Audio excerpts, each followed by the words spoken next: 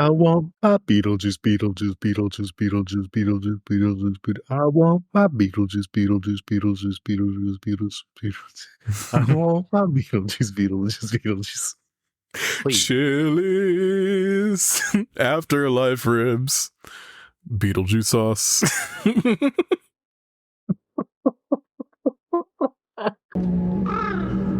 This is all the power you ever had. Now it is mine. Pity there is not more time for us.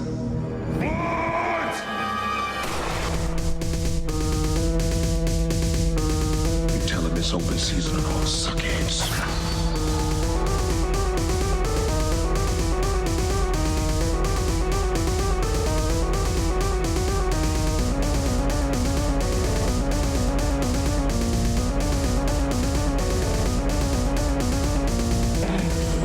Just gonna have to teach you a lesson. No more clowning around. Fire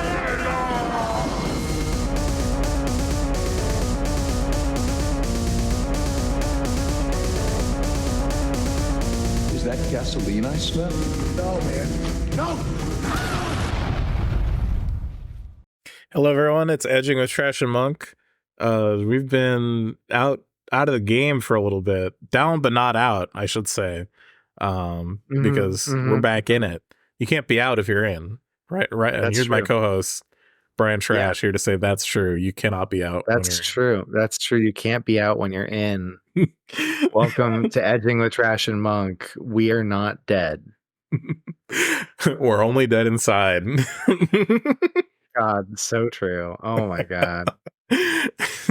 Brian, you had the I don't know how much dirty laundry you want to air on the podcast, so we can keep this to a minimum. But you had a bit of a brain tingling moment, didn't you? Well, I've had multiple weeks now of real brain ticklers, and frankly, very excited to get off the ride. So that should be coming to an end soon. I got I met my very nice doctor for the first time after waiting months for an appointment.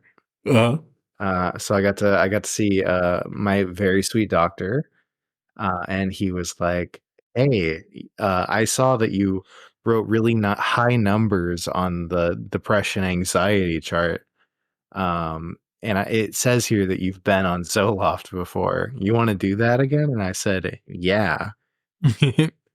Really fucking do. And then immediately went home, and I had a really nice time because I had to go to the city for it. Yeah. Had a really nice time hanging out with friends in the city. Got home, and the next day, just the huge multi-day panic attack. Hell yeah. It was whoo, sheesh, dog. Yeah, and then a week later, I was finally I can go get my prescription and take my prescription. You don't have free lips at all during that multi-day panic attack? Because that's what you're supposed to handle that, I think. I know, right? It is. Dog, not even the full story. I also had a tire blowout. Oh yeah. So I had to go and deal with this is your that. second tire thing, isn't it? Or is it the same tire thing? It's the same tire thing. Okay. So it was just oh my God. So I've just been so stressed out. And also I went to the doctor, and the doctor's like, your blood pressure is high, your cholesterol's high. And I'm like, for real? I mean, I guess I'm in my 30s. It's not unheard of, but also I'm just come on. Yeah. Just let me have some things that are okay. Come on. And then Monk. And then just 2 or 3 days ago, my leg just decided, hey, you're gonna have some tendon bullshit happen. So now I'm having trouble walking. Yeah. I've been really going through it. I'm just saying, okay. Yeah, Brian's been fighting in the in the being alive wars. Yeah, I'm like, can I just have a moment? Ugh. So, but I went to a friend's house and just kind of like what they call rot. I just rotted yesterday. We rotted. Yeah. Did you ever ate Thai food? So that was if nice. you have a choice, if you're gonna spend a night rotting or rotting ROTTING or rotting WROUGHTING, which was your preference? I don't know. I think that both situations have their merits. Yeah, fair. I mean, you're right. You don't want different. They are very different, and it's hard to make a direct comparison. But just in general, which is the vibe more often for you? Do you think? Rotting, like old meat.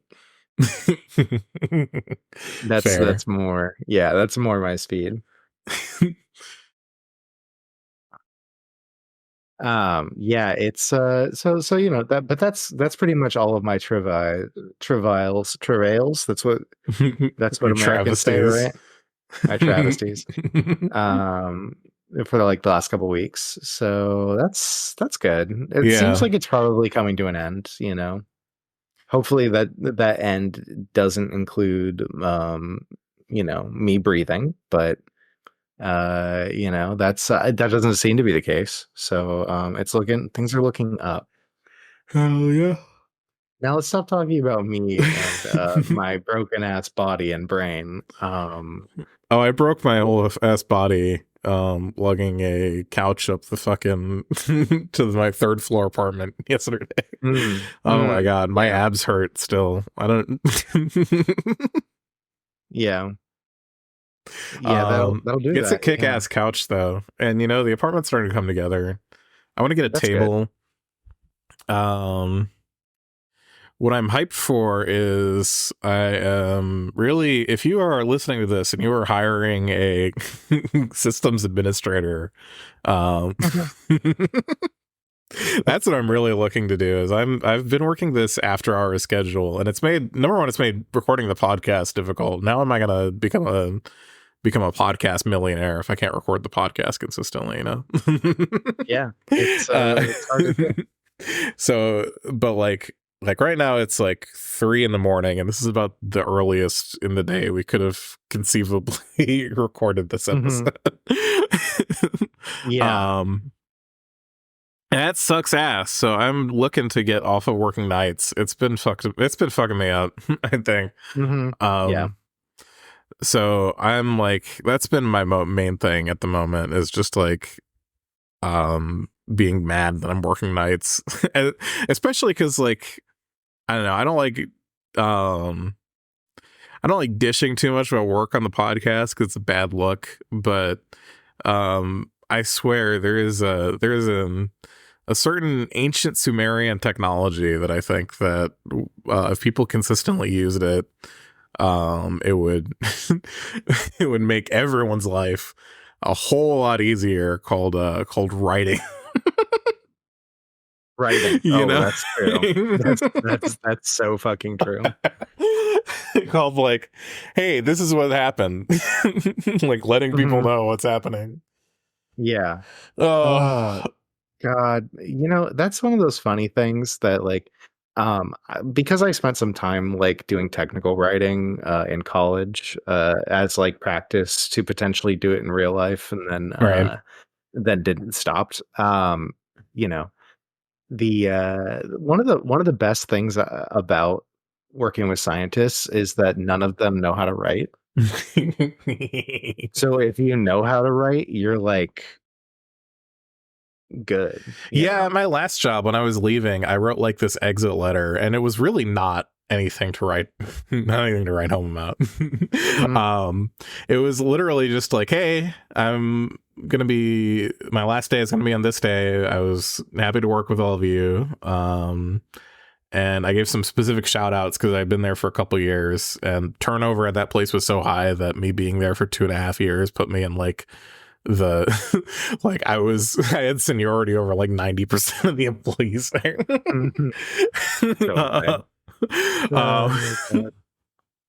So I just gave some shout outs to people who I talked to a lot in that time period. I'm just like, Oh, like that scene from that Dave Chappelle movie about weed. maybe it was over Teams, and I don't know if Dave Chappelle was using Teams in that. And I was like, It wasn't Dave Chappelle. It was it was a cool person. okay, Yeah, it wasn't Dave Chappelle. Dave Chappelle, what the entire character of Dave Chappelle in this movie is like, I like to smoke weed and have sex, so I'm gonna start dealing weed. And then she's like, I don't like weed, and he has to choose between weed and a woman, and he damn. chooses both. Hell yeah. I don't remember the logistics of that, but yeah, it was a stoner classic that I just am not going to remember the name of, as much as I try and talk about it until I do. We should have a spin-off podcast called Toking with Trash and Monk, where we watch like, dude, where's my car? Watch weed films and just be like, yeah, Cheech and Chong. And I'll be like, I don't smoke weed, so I'm going to offer a cogent, sober analysis. Take a hit of this CBD flower. Yeah, while you're like ripped out of your brain. That'd be pretty funny. I could see that. Yeah. Well, maybe if we get 10,000 followers on Patreon, we'll do. I will be happy committing to one episode of the of the spin-off show. Got it. Nice. Sounds good. We need something to fill in the gap between 10 million subscribers on Patreon, which is when we do our fuck a fan sweepstakes. Oh my god. But anyway, that's your thing. Okay.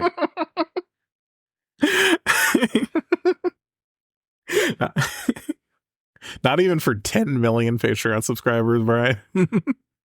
You know,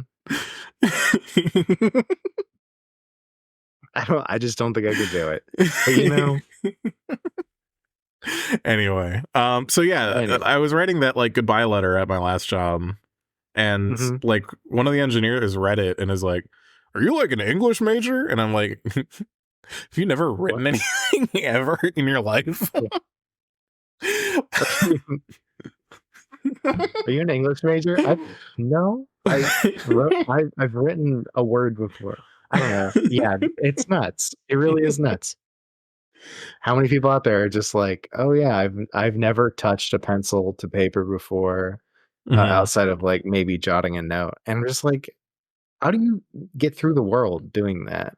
I don't know, but you know that's me coming from disgusting hippie college, so you know, I guess glass houses and big meaty nugs.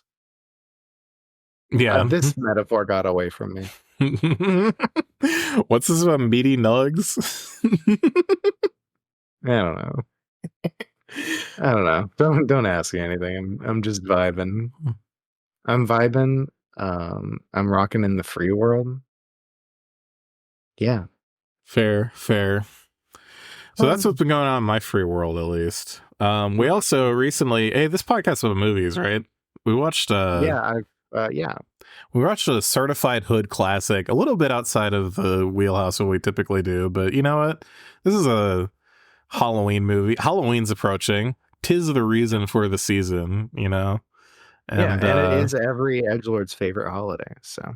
Yeah, and you know, I think there's enough edgy things going on in this movie that even though it is a like kids movie, I'm happy to have Beetlejuice as part of the milieu of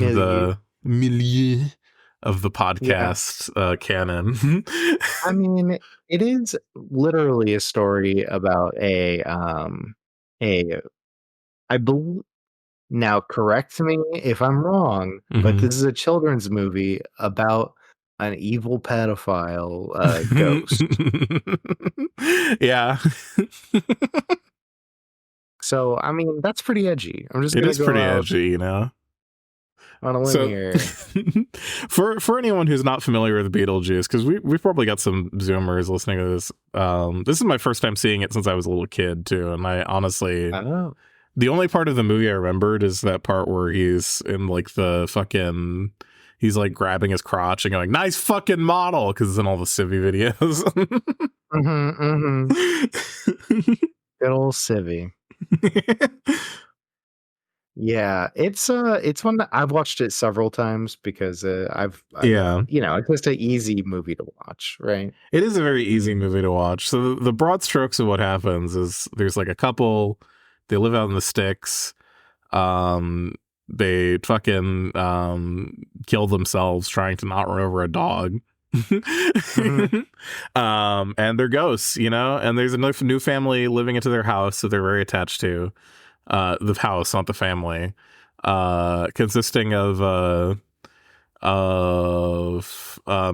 father, his teenage daughter, her stepmom, and the family eunuch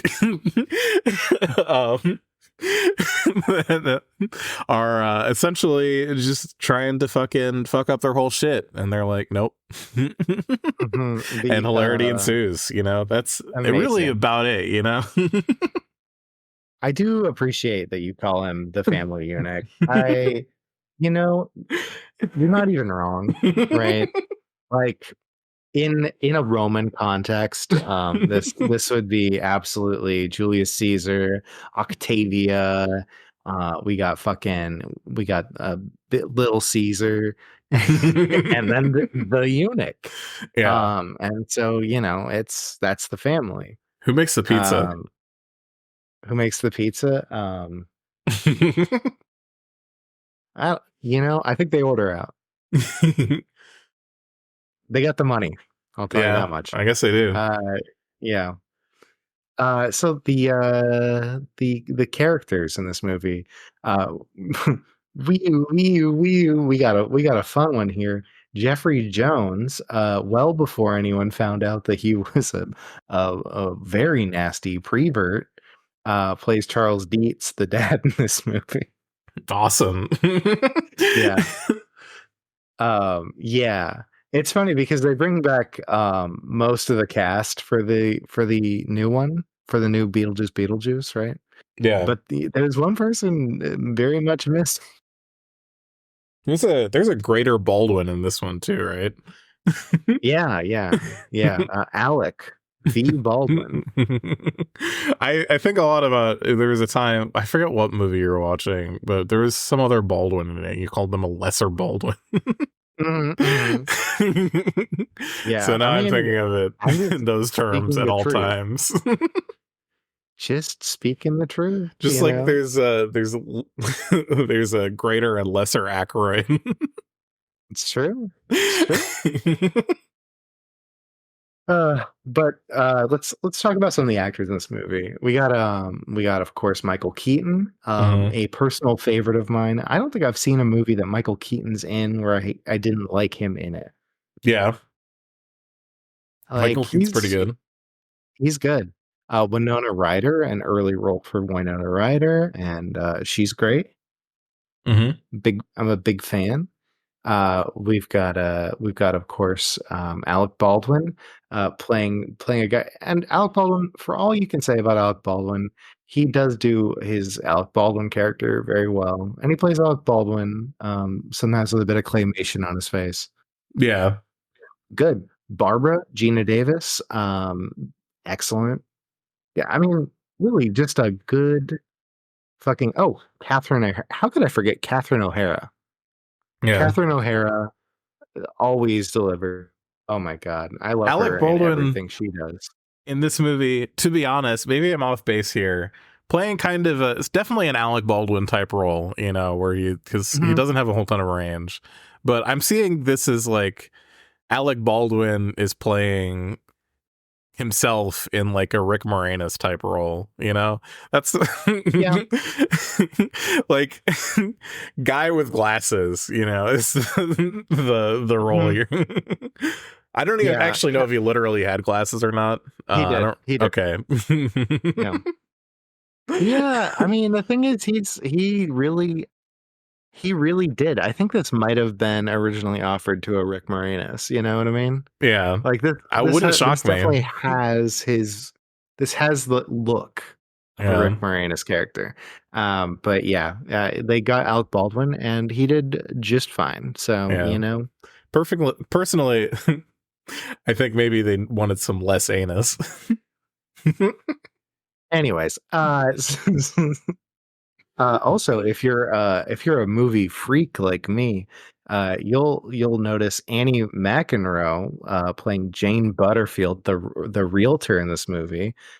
She's like a character actor who always plays the same character, but she's a character actor who's been in a ton of movies, including my personal favorite, True Stories, where she plays like a I don't know. She's like in a marriage where the people don't talk to each other. I don't know. Anyways, I don't want to get into True Stories. She's great. Annie McEnroe, amazing. And she really, you know, it's a bit part in this movie, but she's good. Hell yeah. She plays a freak, and she really sells it. Yeah. So yeah, that's kind of the main cast there. Yeah. And I mean, I think like the movie's pretty simple. It's a lot of like wacky hijinks. It's a lot of like physical, like prop effects that are pretty good. Like some of the like it's all very like if you're like a big like effects nerd, you probably love this movie. Oh yeah. Because there's a lot of like claymation. There's a lot of like early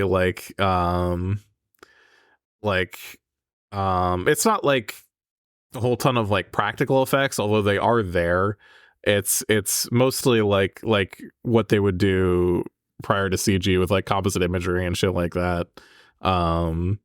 That you see used pretty heavily in this movie in like a lot of different ways. I don't know. I'm not an effects nerd, so I can't point out every single instance of it happening and what's actually called. But the people who are into that are probably fans of this. Yeah, I mean, the effects in this movie are really they're very well done. The claymation stuff. I mean, that's one thing Burton's usually been really good at. This is a Tim Burton movie, if people don't know. And just like really very good animation. Whoever he pulled in for that, very good. I mean, the times that they're overlaying images to like have ghost effects and things like that, it works well. And the set design, oh my god, great! It's perfect for this. You know, sometimes you know you get a Tim Burton movie that's not a Tim Burton movie, and he's done like a bunch of stuff that is Tim Burton-esque in a movie that doesn't need it. Right. But this is one of those movies where it works. It's perfect for the movie. Like, and his style just really is very appropriate for this. So, yeah. This is just like really a confluence of all the best things possible happening to make this movie successful, and really went well. Yeah. Yeah. Yeah. Yeah, I like the afterlife scenes where they're in like the airport for souls or whatever, the transit DMV. station, the DMV. It's like this mishmash of like, yeah, there's an overhead thing talking about departures. There's caseworkers. It's like, it's very goofy. But yeah, it's just really, really like well thought out, cool. They have, I mean, it's all gags, right? The whole movie, as Monk said, is just like gag after gag. It's not like deep. There's no like big story thing happening here that you got to get excited about. But it's just really good. It's really well done comedy. Yeah, and like I think that the way that like one of the things that makes the comedy work really well is like we went over the cast earlier, and they're all playing like these really exaggerated characters that I think all have like their own like moments to shine in the movie. Like if it feels like everyone's there for like everyone is like really well utilized throughout the movie. Like it doesn't feel like there's anyone who's like left out of these gags, which happens I think pretty frequently in my opinion, at least, in like this type of movie, where like there's not like a character who's like the straight man, right? If anything, it would probably be like the two protagonists who drive off the bridge and die would maybe be the closest to that. But even that is like, because like the movie frames it as like, oh, they're new to this and they don't really know how to be ghosts. But even then is like, they get better at it throughout the course of the movie, and they're not really like, I don't know. They're just doing shit, you know? Everyone's the movie where people are just constantly doing shit. Like they have character arcs. Everybody has a character arc.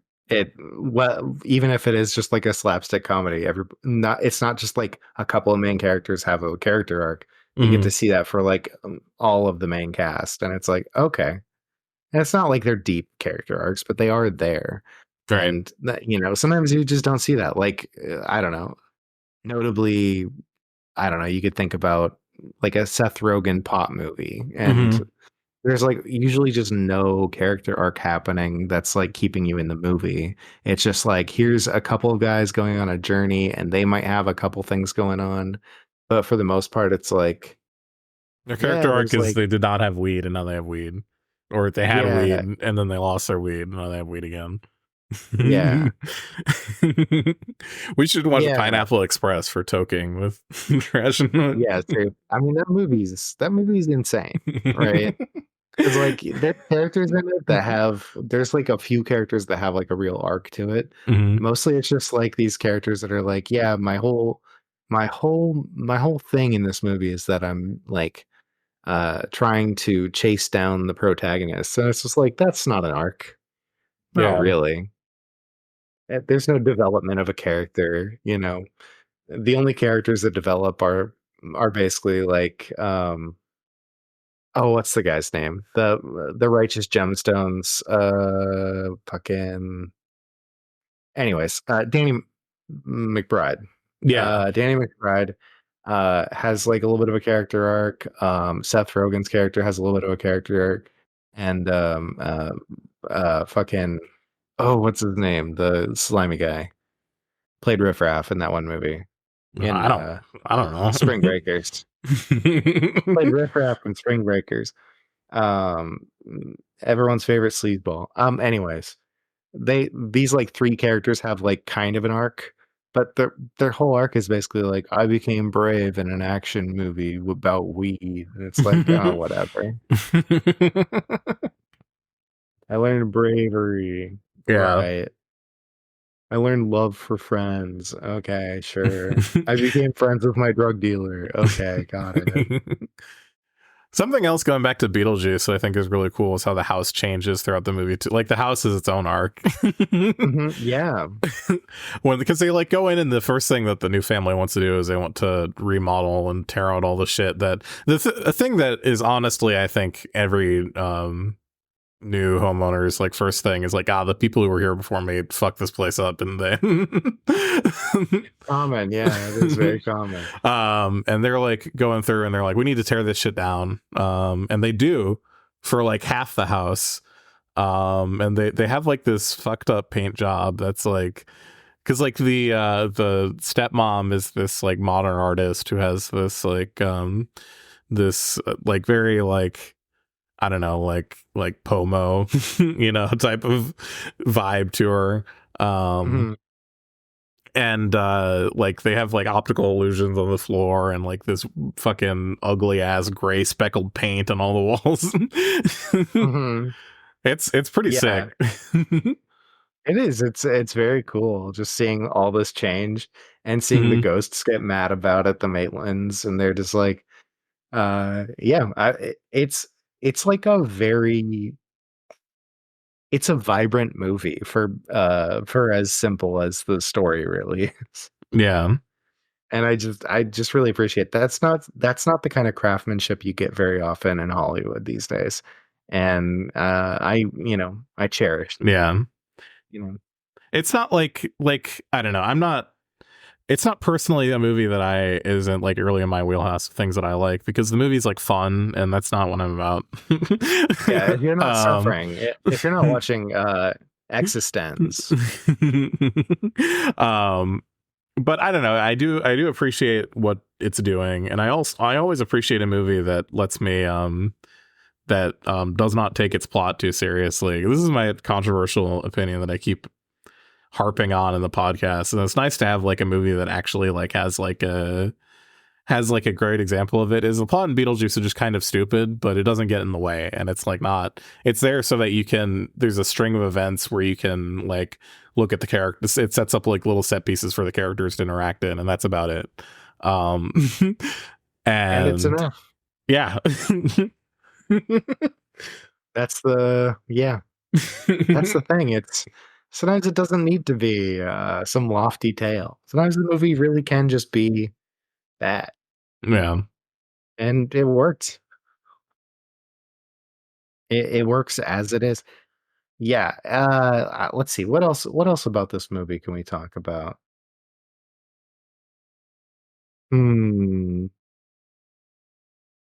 I can't really do like a big dissection of what this it's about gentrification. There you go. It's about people moving from the city to the suburbs, not even moving to like a rural area and then buying up the local town to develop it. Ghosts are actually about the ghosts are actually kind of a rural resistance to gentrification of the countryside. Well, I would love to agree with your reading. My impression of the ghosts is that they are not rural proletariat, but they are the petty bourgeoisie who own the local hardware store, displaced by a more wealthy industrial class. And those people historically tend to have some bad ideas when that happens. Are you calling them PMCs? No, they're just straight up bourgeois. No, I'm calling them. I'm saying that they fit the demography of the base of the Nazi Party. Is what I'm saying. You're right. You're right. Not that I think that these two specific fictional people are in fact Nazis. But small business owners, I think, deserve what they get. Which is running off of a bridge and then being trapped in a house for hundreds of years. Because you have to remember, one of the first character conflicts in the movie is they have the realtor who's really trying to get them to sell that house because specifically she's like, yeah, that house is too big for two people. Like there should be like a family living there. Mm-hmm. And there ends up being a family living there because they die. They die, and then a family comes to move in from the city, and they have to integrate with the country bumpkins around. No, they never do that. They just bring their rich friends from the city and continue to... well, it's not like the previous inhabitants were integrating with the country bumpkins. They seem to hate everyone else that lives near them, which is another very American... that's true. Petty bouge quality is to live out in the middle of nowhere and hate all of your neighbors. Wait, so what did they... Okay, maybe I missed some shit, but...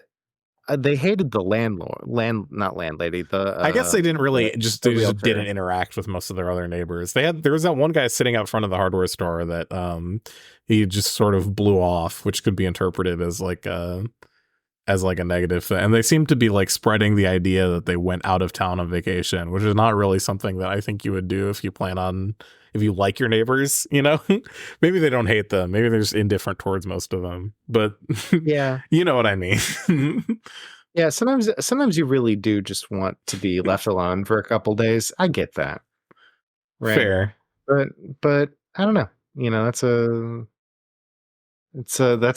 we don't get enough because this movie is not very deep. we don't get to know the political leanings of the Winona Ryder doesn't talk about the class traitorism of her generation, trying to rebel against the her bourgeois parents as a goth, and then in the next movie uh becoming part of that same bourgeoisie, as a sort of recurrence of things that happen. It's just we never get the discussion. We just have to talk shit about it. I mean, I guess we don't have to. We could not do that. That's fair. We could not talk about the deeper political implications of the Beetlejuice movie. The Beetlejuice franchise. I'm excited to watch the next one with you. Yeah. I watched it already, but it's pretty good. Yeah. It's pretty good. Yeah. Okay, so let's think about it this way. Okay, so the most prized possession of the high bourgeoisie is their capital, correct? Which is represented by the most prized possession of the family, their daughter. Oh my god! And the enterprising reactionary like fascist like like ideologue, what would the word be? I'm drawing a blank on that. Is dictator? No. Demagogue? Is that what I'm thinking of? Demagogue? Maybe. Beetlejuice forms a strategic alliance with the disgruntled, displaced petty bourgeoisie in order to obtain the capital. There you go. Yeah, and the marriage between Beetlejuice and Winona Ryder is actually a signifier of the relationship between these aesthetic subcultures being co-opted and brought into the fold of the fascist movement. And it also explains why Otho's in the movie. Otho, the what was the word you used earlier? The eunuch? The family eunuch, yeah. The family eunuch. This is why Otho this is why Otho is also being oppressed in this situation, because Otho has his suit changed to wear a different color as he's running away, and that's to signify, that the oppression of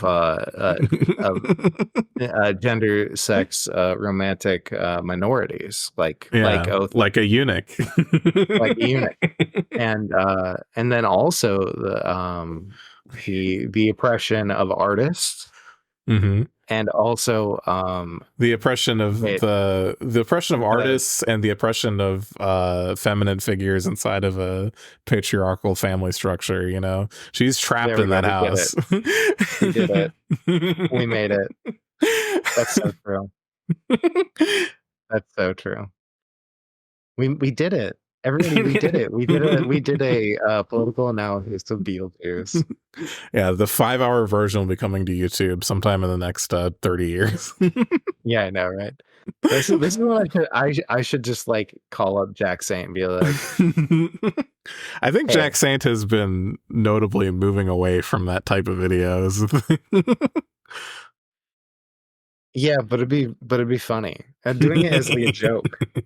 Because Jack Saint occasionally will put out a video that's like 30 seconds long. That's just a joke, right? And I think that'd be a pretty funny joke, is to be like, well, today we're going to talk about the politics of Beetlejuice.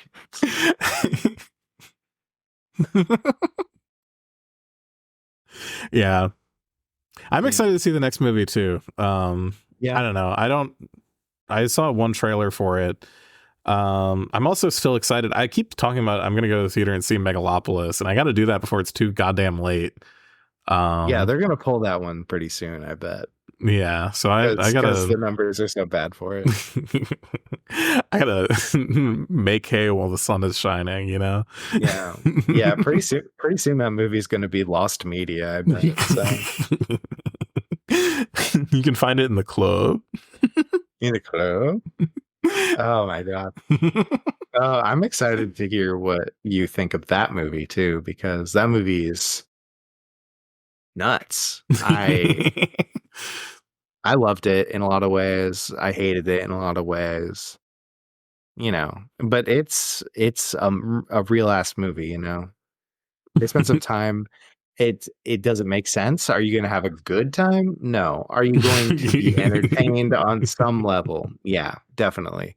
And that it has that over. I've heard a lot of comparisons with like the other movies that are like panned in the last year or two. And it's like, Madam Web. See, the difference is that it's not fun. There's no fun in Madam Web. The difference with Madam Web is that nobody cared about Madam Web, whereas I haven't seen Megalopolis yet, so I'm talking on my ass here. But I have seen Madam Web. Nobody involved in production of that movie gave a single shit about the movie. That's true. Megalopolis, at least one person really cared about it. Yeah, one melting grandfather cared a lot about that fucking and like that's something that matters, if you're making I just like that's worse than like any like so bad it's good movie, or like even just like the absolute worst type of movie to me is the movie that nobody in the production of it wanted to say anything. That's what's completely intolerable to me. I can deal with the movie being shitty as long as like there's a reason it exists aside from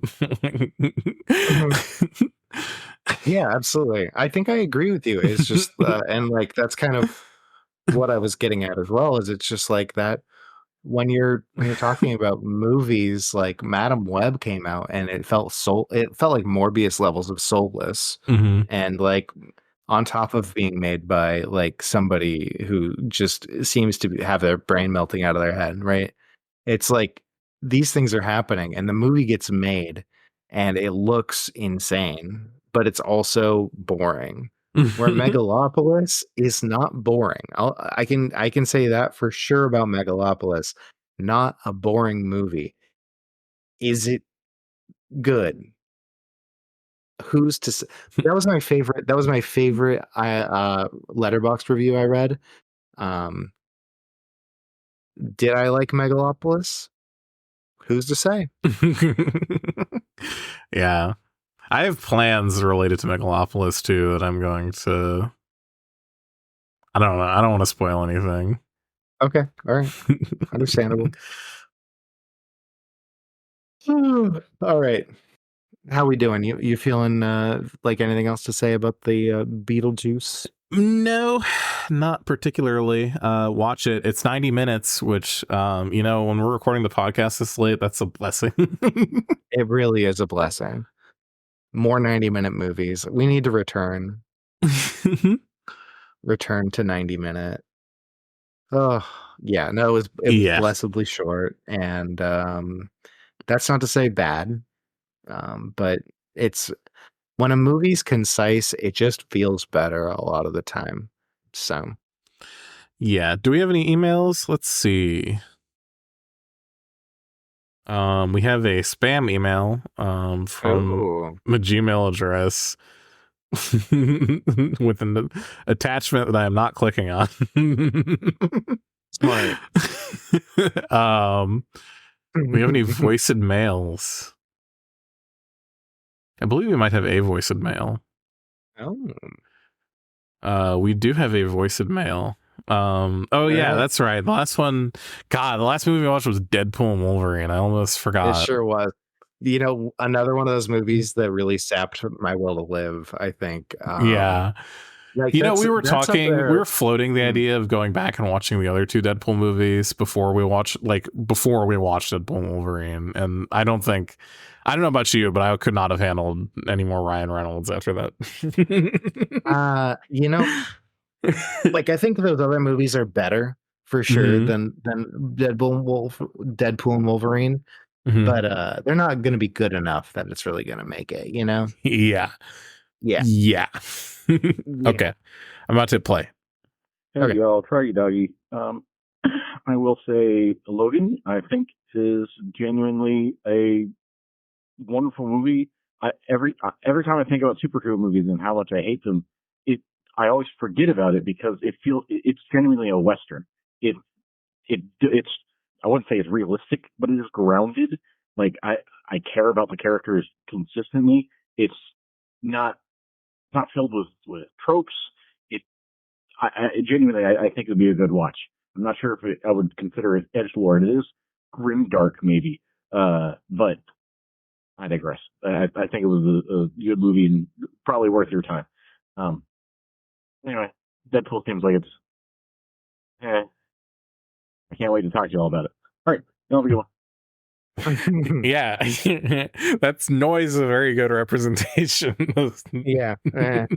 Eh. I did like seeing Yeah. Wesley Snipes' Blade, though. That kind of we got to go back and do Blade Trinity at some point. Yeah, we do. Also, oh my God, just fucking Wesley Snipes. Doesn't he drops the R slur in Deadpool and Wolverine, right? He sure does. And it's like, fuck, man.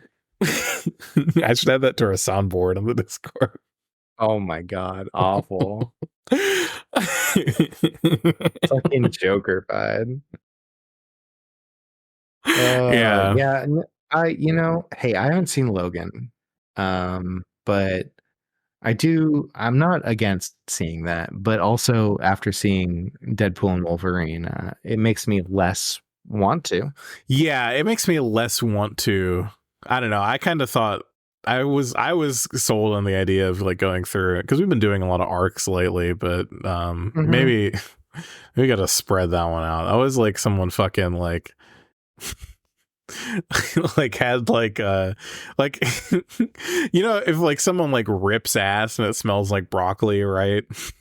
And then someone offers you a big plate of broccoli and it's like, well, that wasn't what that came out of that guy's ass, but I still don't want this right now. Yeah, I'm reminded. Yeah. Yeah. I mean, unless you're into that, but like, you know, I'm not. I'm not. Yeah. Well, I just, yeah. I guess that's a show unless you got anything else to add. I do not. I think we're good. We are Gucci. You can find us at edgelordpod@gmail.com. We're also Edging Podcast on America's leading neo-Nazi website, x.com. We should probably officially migrate to Blue Sky at this point, right? Probably. Probably. And not be on America's leading neo-Nazi website, x.com. Yeah, probably. I mean, you know, I'm not against continuing to be on America's leading Nazi website because it's actually got, you know, discoverability stuff that's nice, but yeah. Also on Blue Sky would be good. We're on Patreon. We're also Edging Podcast there, I believe. We're on the street corner. We're hustling. We're grinding. We're pounding the pavement. I'm Chris Monk. This is also Brian Trash. Hi. And we'll catch you on the flip side. Bye.